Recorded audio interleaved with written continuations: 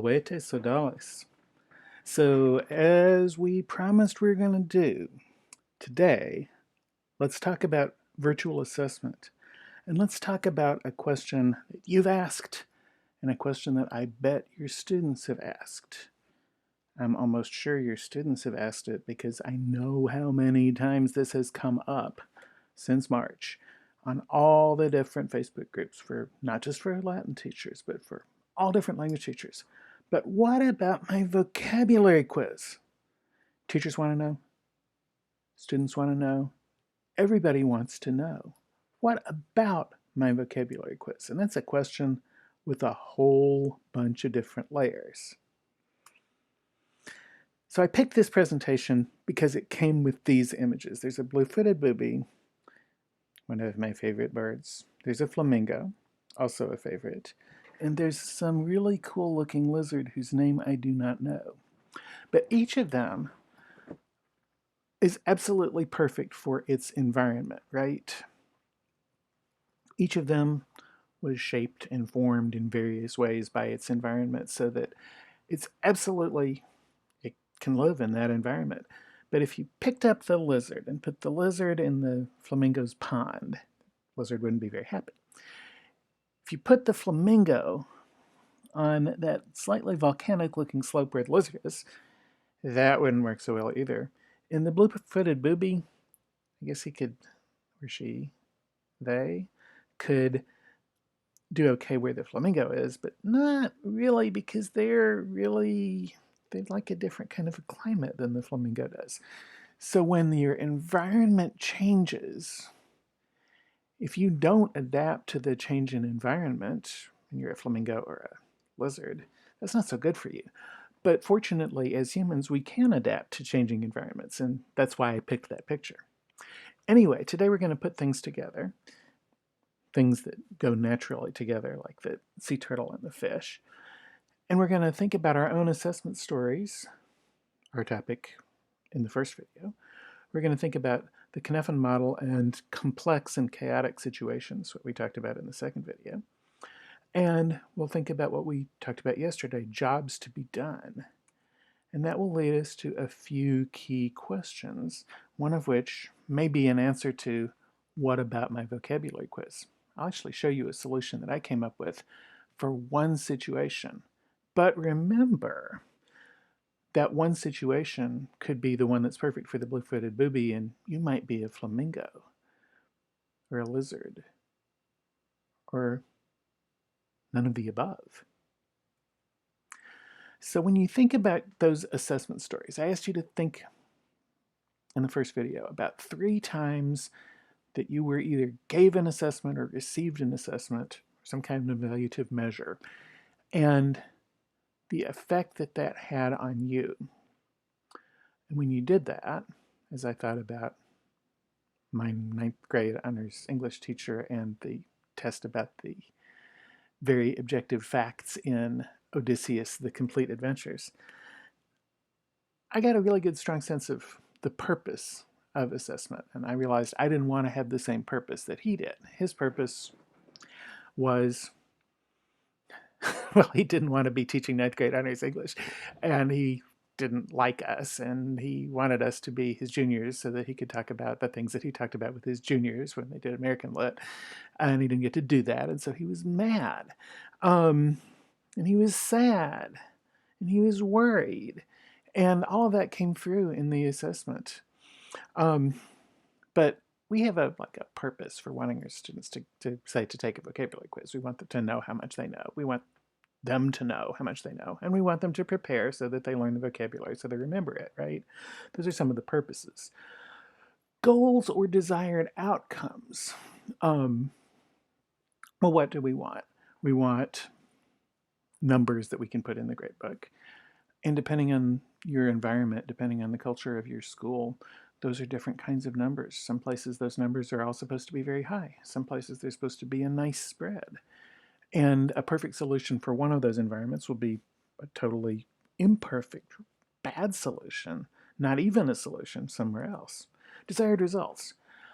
As a teacher, what do you feel like you should want from an assessment? Do you feel like they should all work really hard and get A's and B's? Do you feel like there should be one or two A's and a cluster of B's and C's, and then those other children shouldn't do well?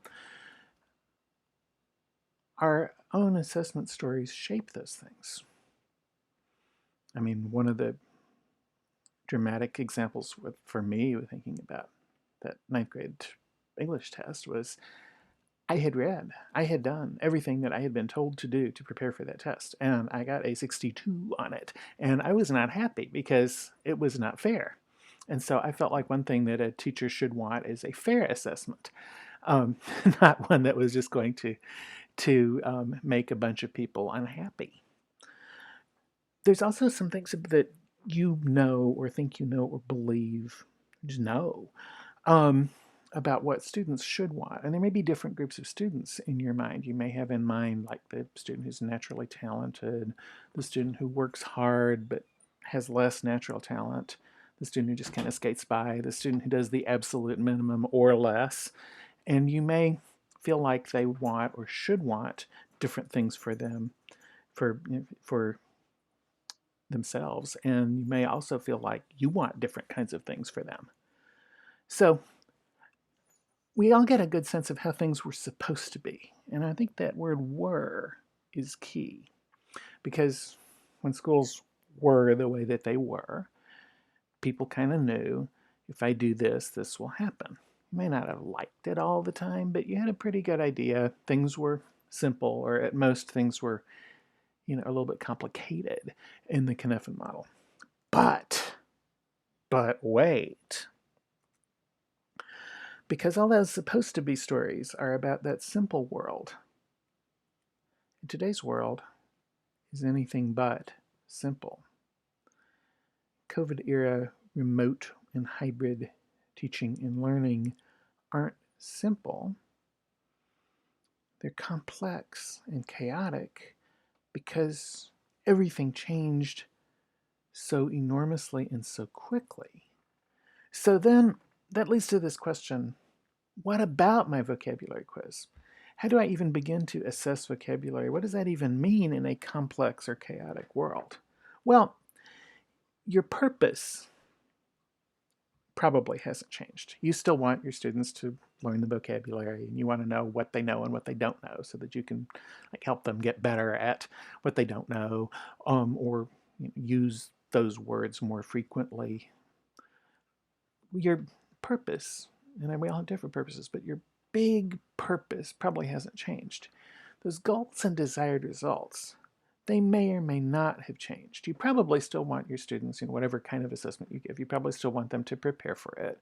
You probably still want them to come away thinking, okay, well, these are the words that I know and these are the words that I don't know. You may or may not have changed your sense of what the grades should be. But the specific jobs to be done, the processes that are being used, those probably will change because the context has changed. The blue-footed booby has those big blue feet and the particular kind of pattern of feathers in that beak for a reason. And it's environmental reason, right? If it had come to be, had evolved in a different place, it would be different. It might look more like a flamingo. They both eat fish, but they eat really different kind of fish and they live in really different kinds of places. So when you think about the jobs to be done, that really does change the form of the assessment. So here's an assessment that I came up with several years ago, thanks to my friend Emily Lewis. I want to give a shout out to her because she showed me the triangle, the rectangle, the circle, and the plus sign. She used them for something totally different, but I had a problem, and it was about 2013 or 2014. I was just about to stop working in physical schools and start teaching online, but I had a problem, and I'd been having a problem for a while. The problem was my students would dutifully memorize words for a vocabulary quiz. And then 3 minutes later, if that same word showed up, I would discover that they had entirely forgotten the word. They learned it for the quiz. They'd done well on the quiz, and they could not transfer the word to the new situation of the next thing we were reading. So the job that I had to be done was I still wanted to know all the things that I wanted to know. I wanted to know which words are students struggling with. I wanted them to prepare. I wanted them to feel, a sense of accomplishment if they had done the work. Maybe a little bit of a less of a sense of accomplishment if they hadn't done the work. And I really, really wanted a new job, which was I wanted the students to remember the words after the quiz.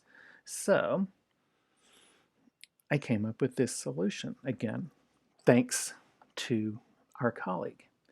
So that the first thing that students did was they sat with a list of vocabulary and they rated each word on a scale from 1 to 5, where 1 is, I don't know this word at all.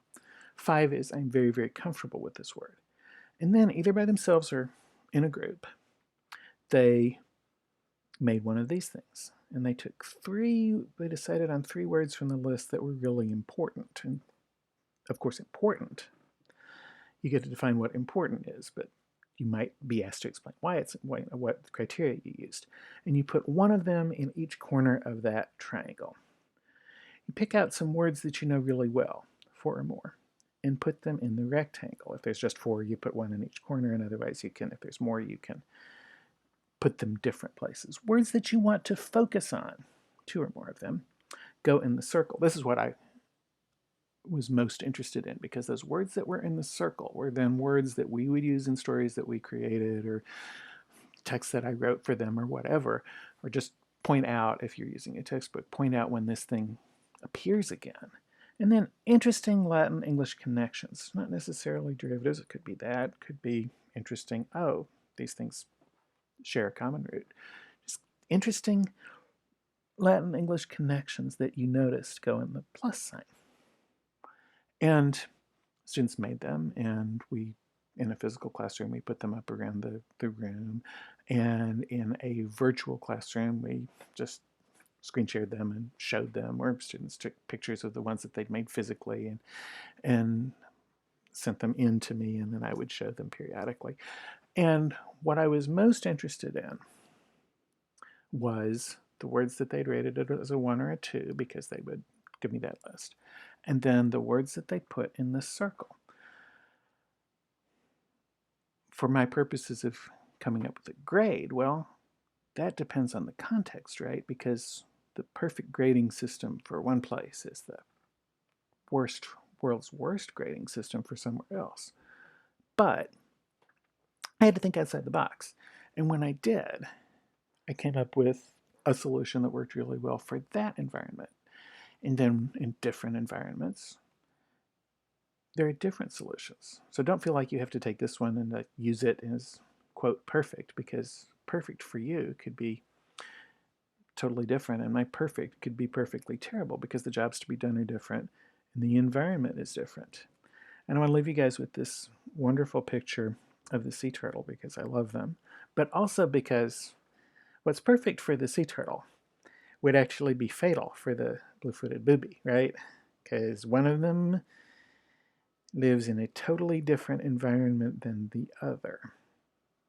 Even though they both eat fish, they both need water, they both spend a fair amount of time underwater, but they both lay eggs, but perfect situation for the booby and perfect situation for the turtle are totally different.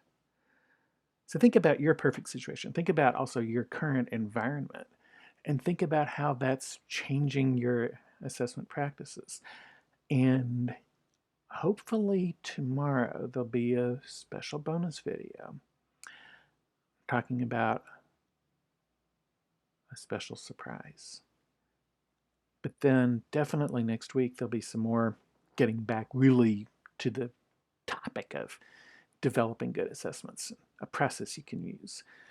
And until that next time, till we see each other again, Walete Sodales. Have a wonderful rest of your day. Have a great weekend, and we'll see each other soon.